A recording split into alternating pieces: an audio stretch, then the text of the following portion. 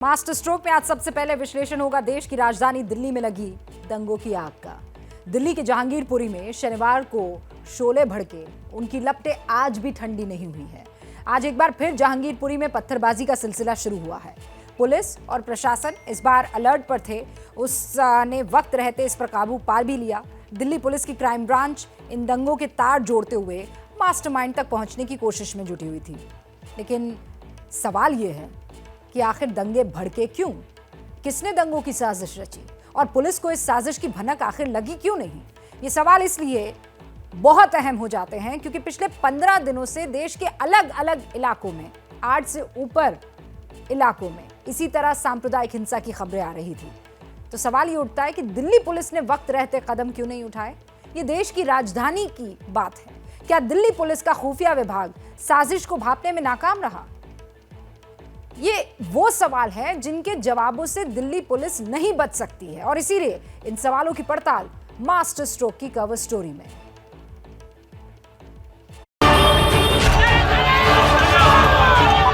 भगवान के नाम पर बहुत ज्यादा भीड़ भाड़ थी, पथराव हो रहे थे। एकदम से अचानक यहाँ से भाग दौड़ मचने लग गई। एकदम से सारे के सारे भगे यहाँ से। इंसान के पेट पर लात। हम तो अपनी दुकान के अंदर घुस गए, शटर गिरा दिया, बाकी बाहर पे लूटपाट हो गई। 20,000 के आस लगभग कैश है और बाकी सामान का भी कोई पता नहीं कितना गया, वो तो बाद में पता चलेगा। फ्रंट ग्लास तोड़ दिया गया है, राइड के सारे ग्लास तोड़ दिए गए हैं, बॉडी में जो है किसी चीज से नुकीली सामान से मार दिया गया है। बस यही है दंगे की जात जो ना हिंदू देखे न मुसलमान। हम यहाँ से वहाँ पर पहुँचे, जैसे वहाँ पहुँचे वैसे भगदड़ जैसे लगा, अचानक कहाँ से भगदड़ आई और हम गिर भी गए। फिर यहाँ से भागते भागते हम आगे पहुँचे। 2 मिनट में क्या से क्या होगा कुछ पता नहीं चला। मेरी लेबर की यहाँ 2 साइकिल होती थी, दोनों लेबर की, और ये मेरी स्कूटी है जो पीछे से बाद में हमने जब रखा, ये भी तोड़ दी गई है हमारी स्कूटी। ये दंगा नास्तिक है और हर दंगे में ये साबित होता रहा है। बावजूद इसके उन लोगों की आंखें नहीं खुली जिन्होंने 48 घंटे पहले ही ये देखा था कि दंगे का कोई धर्म नहीं होता। तभी तो जहांगीरपुरी में जब आज पुलिस जांच के लिए पहुंची तो फिर पत्थर बरसने लगे। पथराव जैसी स्थिति यहाँ पे बनी हुई है।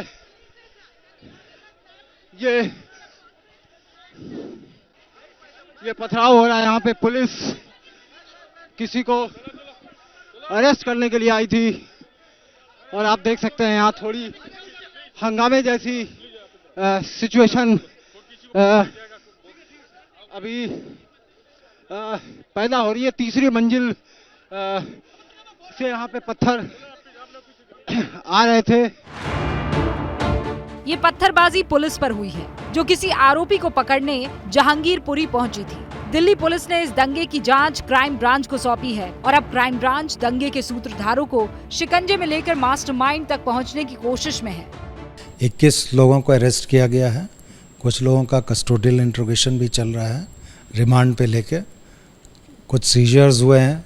बाकी डिजिटल एविडेंस, वीडियो फुटेजेस का एविडेंस हो या CCTV कैमरे का फुटेजेस हो, उसको कलेक्ट करके एनालिसिस करके आगे की कार्रवाई हम लोग करेंगे। दिल्ली पुलिस के कप्तान जांच, सबूत, पूछताछ की बात जरूर कह रहे हैं, लेकिन इन्वेस्टिगेशन का बेसिक फॉर्मूला है कि मौका वारदात से सुराग जल्द से जल्द इकट्ठा किए जा सके। लेकिन दिल्ली पुलिस की फोरेंसिक टीम को जहांगीरपुरी पहुंचने में 40 घंटे से ज्यादा लग गए। जहां से सैंपल इकट्ठा किया जा रहा है उस इलाके की घेराबंदी कर दी गई है और फोरेंसिक की पूरी टीम मौजूद है, तकनीकी अधिकारी अंदर मौजूद है और तमाम चाहे वो कांच के टुकड़े हों या पत्थर के टुकड़े हों, उन तमाम चीज़ों को उठाया जा रहा है और उसकी सैंपलिंग की जा रही है। इसके पहले, इस जगह से पहले जहांगीरपुरी C ब्लॉक के इलाके में तमाम ऊंची बिल्डिंगों पर ये टीम, फोरेंसिक की टीम गई थी, जिन बिल्डिंगों को लेकर के ये दावा किया जा रहा है कि उन बिल्डिंगों से पत्थरबाजी की गई। राजधानी में दंगे के 40 घंटे बाद अगर फोरेंसिक टीम पहुंचती है तो सवाल उठने भी चाहिए और उठे भी, लेकिन दिल्ली पुलिस के कप्तान को ये सवाल पसंद नहीं आए। सर फोरेंसिक की टीम इतनी देर से क्यों पहुंची? ये सवाल उठ रहा है। 2 दिन बाद पहुंची तो है ना, उसकी बात करो। पुलिस भले ही इस सवाल का जवाब ना दे, लेकिन ये सवाल अहम है। ये साबित करना बहुत मुश्किल होगा या ये जांचना बहुत मुश्किल होगा कि आखिर जो एविडेंस सीन ऑफ क्राइम से 40 घंटे बाद फॉरेंसिक टीम ली गई, वो क्राइम के वक्त के हैं, क्राइम के बाद के हैं। काफ़ी लोग वहाँ आए होंगे, काफ़ी लोग गए होंगे, फिंगरप्रिंट कितने डिस्ट्रक्ट हो चुके होंगे, कितने लोग वहाँ आए होंगे, गए होंगे। तो दिल्ली पुलिस के इस कदम पर सवाल ज़रूर खड़े हो रहे हैं कि आखिर फॉरेंसिक टीम 40 घंटे बाद सीन ऑफ क्राइम पर क्यों भेजी गई।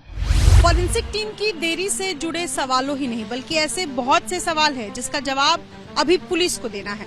इस मामले में पकड़े गए आरोपियों की कोर्ट में पेशी के दौरान पुलिस ने अदालत में रविवार को कहा कि ये हिंसा सुनियोजित साजिश थी। अदालत में पुलिस के इस बयान को ही मान लिया जाए तो सवाल ये है कि अगर दंगे की साजिश सुनियोजित थी तो पुलिस का खुफिया तंत्र क्या कर रहा था। ये सवाल इसलिए भी अहम है क्योंकि पिछले 15 दिनों से देश के अलग अलग हिस्सों में इसी तरह की हिंसा की खबरें आ रही हैं। नवरात्र के पहले दिन राजस्थान के करौली में शोभा यात्रा निकली जिसमें पत्थरबाजी से तनाव फैला। फिर राम नवमी के दिन मध्य प्रदेश के खरगोन और गुजरात के खंबात में इसी तरह की हरकत हुई। ऐसी वारदात हमेशा से सुरक्षा एजेंसियों को अलर्ट करती है। देखो। लेकिन क्या इन वारदात के बावजूद दिल्ली पुलिस ने सतर्कता नहीं बरती? क्योंकि अगर पुलिस ने सतर्कता बरती होती तो एक्शन भी लिया होता, लेकिन पुलिस ने अब तक कहीं ये दावा नहीं किया कि हनुमान जयंती को लेकर कोई एक्शन लिया गया। अलबत्ता अब दिल्ली पुलिस के कप्तान ये जरूर बता रहे हैं कि दंगे के बाद पकड़े गए लोगों में 8 हिस्ट्री शीटर हैं। इस सिलसिले में अभी तक हम लोगों ने ऑफेंस रजिस्टर करके 23 एक्यूज्ड को अरेस्ट किया है। इन 23 में से 8 एक्यूज्ड ऐसे हैं जिनके प्रीवियस इन्वॉल्वमेंट है। अब ये दिल्ली पुलिस ही बता सकती है कि जब साजिश सुनियोजित थी, पुलिस के पास हिस्ट्री शीटर का रिकॉर्ड था और देश के कई इलाकों में शोभा यात्रा के दौरान हिंसा हो चुकी थी, तो ऐसे में पुलिस ने प्रिवेंटिव डिटेंशन क्यों नहीं किया और जो लोग माहौल बिगाड़ सकते हैं उन पर नजर क्यों नहीं रखी गई। जाहिर है पुलिस के पास ऐसे सवालों के जवाब नहीं है, लेकिन पुलिस ये भी मानने को तैयार नहीं है कि उसकी ओर से कोई गलती हुई, बल्कि वो तो अपनी पीठ भी थपथपा रही है। लेकिन पुलिस के ये बयान और उसके एक्शन से भी सवाल उठते हैं। हम पूरी तरह से तैयार थे।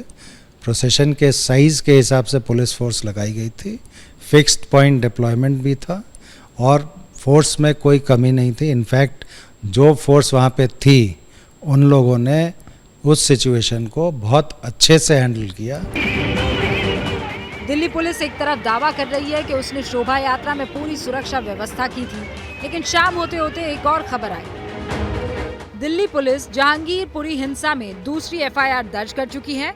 ये एफआईआर विश्व हिंदू परिषद के प्रेम शर्मा के नाम दर्ज हुई है। पुलिस के मुताबिक जिस शोभा यात्रा में हिंसा हुई वो बगैर इजाजत के निकाली गई थी।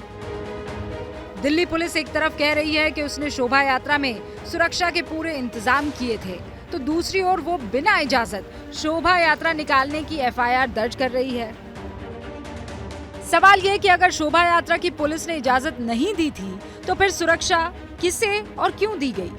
हालांकि ये भी सच है कि इस हिंसा में 8 पुलिसकर्मी जख्मी हुए और शायद इन्हीं जांबाज पुलिसकर्मियों ने जहांगीरपुरी की हिंसा की आग को और भड़कने से भी रोक लिया। लेकिन देश की राजधानी में अगर इस तरह की सुनियोजित हिंसा होती है तो इसकी जवाबदेही पुलिस की भी बनती है।